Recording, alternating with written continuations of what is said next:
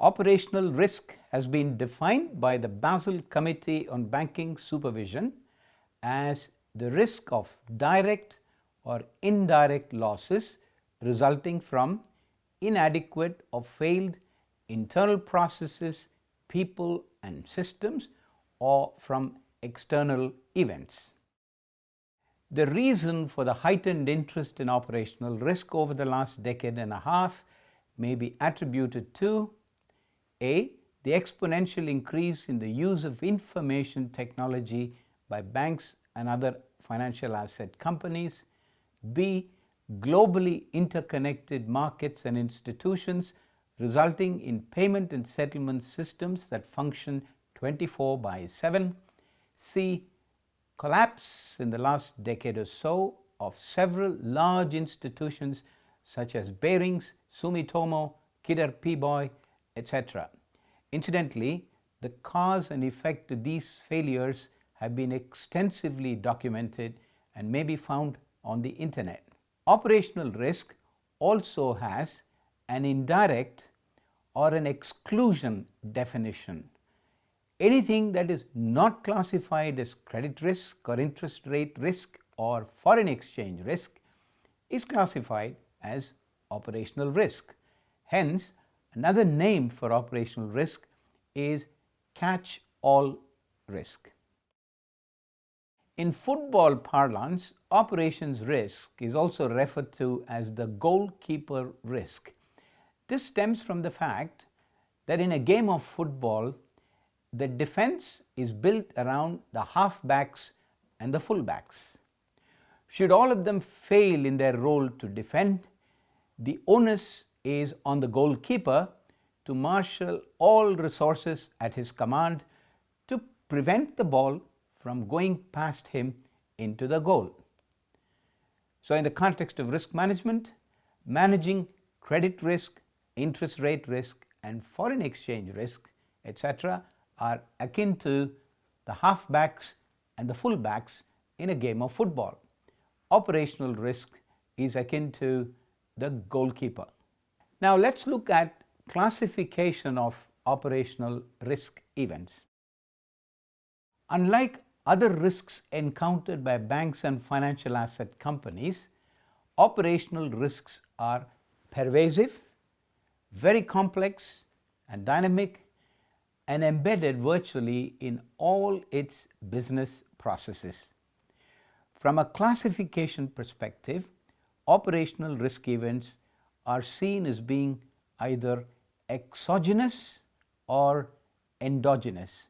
In other words, they can be triggered by factors that are internal to the institution or endogenous factors, or by factors outside the institution's control, which are known as exogenous factors.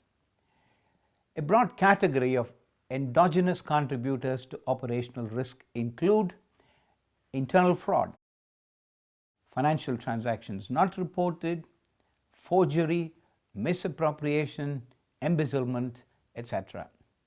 Employee practices and workplace safety. Employees who have been terminated or who have resigned could engage in activities that could result in a financial loss or serious embarrassment to the institution concerned. Organized activities by employees' unions that could impair the institution's performance. Personal accidents and injury to employees or customers inside the institution's premises. Disruption to the normal conduct of business caused by failure of computer hardware or software, data communication network, power supply, etc. Failure in execution, delivery and process management. This could include data entry and accounting errors, access control violations, poor collateral management, etc. Clients, products and business practices. This would cover breach of customer privacy, insider trading, money laundering, willful violation of guidelines, so on and so forth. That was a list of endogenous contributors to operational risk. Now let's look at the exogenous contributors to operational risk. This would include external fraud, I mean acts of forgery by the institution's customers, hacking of computer resources by unidentified external entities, damage to physical assets such as property, information technology assets, etc., due to natural disasters, terrorist attacks, so on and so forth. Some very recent trends in operational risk events, which probably didn't exist a couple of decades ago, warrants a lot of attention.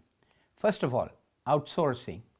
Most banks and financial asset companies have been increasingly outsourcing several functions such as 24/7 operations of the data center and communications network, replenishing cash in the ATMs, etc. Remember, these tasks are consequently handled by persons who are not full-time employees of the company and hence carry several appending operational risks. More importantly, we've created, thanks to technology, virtual institutions. Most banks and financial asset companies process transactions electronically on a 24/7 basis when most of the employees of the bank are fast asleep, which brings with it a host of issues such as security, privacy, hacking, etc. So more virtual the institutions become, more the operational risk. Major operational risk events over the last 2 decades have been caused by what is popularly referred to as rogue traders in the treasury and dealing rooms in large banks and financial asset companies. A behavioral study conducted not so long ago points to the following traits in the rogue trader. Such rogue traders have some inborn personality traits. The trader's learning experience and big gains, particularly very early in his or her career. Massive financial rewards and incentives for achieving very stretched profit goals that are set by top management. These rogue traders are not always criminal-minded, but circumstances and mega incentives could turn them into rogue traders.